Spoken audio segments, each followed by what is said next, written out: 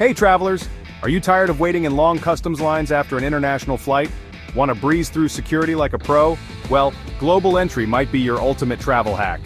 In this video, I'll walk you through the entire application process step by step so you can get approved quickly and stress-free.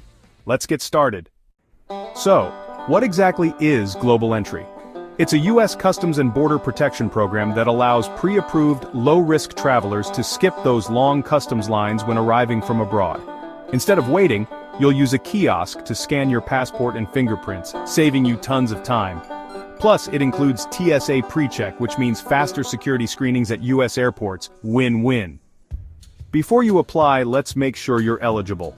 To qualify, you must be a U.S. citizen, U.S. lawful permanent resident, or a citizen of certain approved countries.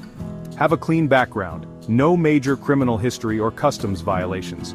Be willing to complete an in-person interview with a CBP officer. If you meet these requirements, you're good to go. Now let's dive into the application process. Here's a step-by-step guide. Step 1, go to the Trusted Traveler Program's website, https://www.cbp.gov, and create an account.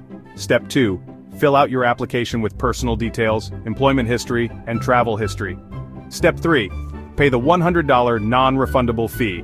Global Entry is valid for 5 years. Step 4, wait for a conditional approval email. This can take a few weeks, so be patient.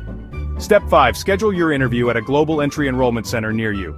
Step 6, at your interview, bring your passport and another form of ID. You'll answer a few questions, take a photo, and scan your fingerprints.